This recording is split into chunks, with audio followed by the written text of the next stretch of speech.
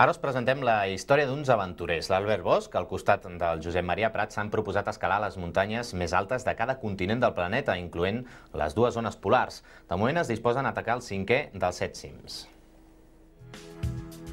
El viatge d'Albert Bosch no és de cap de setmana, sinó una mica més llarg. El seu objectiu és convertir-se en el segon català en fer en solitari el projecte 7 cims, que consisteix en escalar el més alt de cada continent. El McKinley, als Estats Units, és el seu proper repte i, si ho aconsegueix, haurà assolit 5 dels 7 cims. Les muntanyes que a vegades estem més acostumats a sentir, els mitjans, per exemple els 8.000, són molt durs per l'alçada, però tenen un camp base. Tenen un camp base, allà t'instal·les, portes molt material, perquè t'ho porten portejadors o t'ho porten amb els iacs o amb les mules o el que sigui, i després des d'allà vas a la muntanya un dia, 2 dies, 3, a vegades màxim 4 quan fas cim.